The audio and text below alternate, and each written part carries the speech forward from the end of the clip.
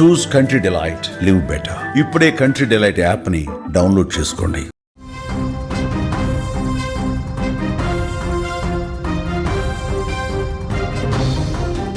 తెలంగాణ కవి అందశ్రీ కన్నుమూత, తీవ్ర గుండెపోటుతోనే ఆయన మరణించారు.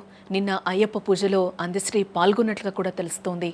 పడి పూజలో ఉల్లాసంగా కవి కనిపించారు. స్వామికి అభిషేకం చేశారు అందశ్రీ. కొద్ది గంటల్లోనే విషాదకర మరణం. శోకసంద్రంలో యావత్ తెలంగాణ మునిగిపోయిందని కూడా చెప్పుకోవచ్చు. తెలంగాణ ఉద్యమంలో తన కలంతోనే అద్భుతమైన పాటలు రాసిన కవి, గాయకుడు అందశ్రీ కల్లేరు. ఆయన మరణం యావత్తు రాష్ట్రాన్ని శోకసంద్రంలో ముంచింది. జయహో తెలంగాణ అనే మన రాష్ట్ర గీతాన్ని అందించిన ఆ మహనీయుడు ఈరోజు ఉదయం తీవ్ర గుండెపోటుతో కన్నుమూశారు. కానీ ఆయన మరణానికి కొద్ది గంటల ముందు జరిగిన దృశ్యాలు ఆయన జీవితంలోని చివరి క్షణాలను సరిగా గుర్తు చేస్తూ ఉన్నాయి. అందశ్రీ చనిపోవడానికి 12 గంటల ముందు ఎంతో ప్రశాంతంగా భక్తిభావంతో గడిపారు ఆయన. నిన్న ఆయన గట్కేసర్లోని అయ్యప్ప స్వామి పడి పూజలో పాల్గొన్నారు. ఆ విజువల్సే మనం సుమన్ టీవీ స్క్రీన్ మీద కూడా చూస్తూ ఉన్నాం. ఆయన పడి పూజలో ఏ విధంగా పాల్గొన్నారో చాలా ఉత్సాహంగా, చాలా సంతోషంగా ఆయన ఆ క్షణాలు గడిపినట్లుగా కూడా మనకి కనిపిస్తూ ఉంది. స్వామివారి భజనలు, శరణం అయ్యప్ప నామస్మరణలతో ఆ ప్రాంతం మొత్తం కూడా భక్తితో నిండిపోయింది అని చెప్పుకోవచ్చు. ఆ వాతావరణంలో అందశ్రీ కూడా ఎంతో ఉత్సాహంగా కనిపించడం జరిగింది. తన చేతుల మీదుగా అయ్యప్ప స్వామికి అభిషేకం చేయడం కూడా ఆయన చేశారు. పూజ అనంతరం కూడా అయ్యప్ప భక్తులతో కలిసి ఆయన మాట్లాడడం కూడా జరిగింది. నవ్వుతూ ఆయన చాలా ఉల్లాసంగా అక్కడ గడిపినట్లుగా కూడా మనకి ఆ వాతావరణాన్ని చూస్తే కూడా కనిపిస్తూ ఉంది. వారితోనే కలిసి ప్రసాదం కూడా ఆయన స్వీకరించారు.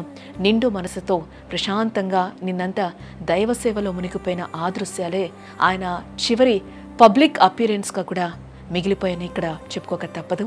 పూజ అనంతరం అందశ్రీ రాత్రికి హైదరాబాద్లోని తమ ఇంటికి చేరుకోవడం జరిగింది. ఈరోజు ఉదయం నిద్ర లేచిన తర్వాత ఒక్కసారిగా కూడా ఆయన కుప్పకొలిపినట్లుగా కూడా కుటుంబ సభ్యులు చెప్తూ ఉన్నారు. ఇది కుటుంబ సభ్యులకు తీరని షాక్ అనే చెప్పాలి. వెంటనే సమీపంలో ఉన్న గాంధీ ఆసుపత్రికి కూడా అందశ్రీని తరలించడం జరిగింది. కానీ డాక్టర్లు అప్పటికే ఆయన చనిపోయినట్లుగా కూడా ధృవీకరించడం జరిగింది. తీవ్రమైన హార్ట్అటాక్ కారణంగానే ఆయన మరణించినట్లు వెల్లడించారు వైద్యాధికారులు. కేవలం కొన్ని గంటల ముందు అయ్యప్ప పడి పూజలో నవ్వుతూ ఉల్లాసంగా ఉన్న అందశ్రీ ఇక లేరనే వార్త ఆ పూజలో పాల్గొన్న భక్తులతో పాటు ప్రజలందరినీ కూడా శోకంలోకి నెట్టేసిందని కూడా చెప్పుకోవాలి. అందశ్రీ భౌతికంగా మన మధ్య లేకపోయినా ఆయన రాసిన పాటలు, ఆయన అందించిన సాహిత్య వారసత్వం ఎప్పటికీ జీవించే ఉంటుంది. తెలంగాణ ఉద్యమ సమయంలో ఆయన పాటలు అందరి గుండెలో ఉద్యమ స్ఫూర్తిని నింపాయి. తెలంగాణ రాష్ట్ర గీత రచయితగా ఆయన స్థానం సుస్థిరం. మాయమైపోతున్నాడమ్మా వంటి అద్భుతమైన గీతాలు తెలంగాణ భాష, సంస్కృతి, జీవన విధానాన్ని ప్రపంచానికి చాటి చెప్పాయి. ఆయన పదాలు పల్లెల నుంచి పట్నం వరకు అందరి నోట వినిపించాయి.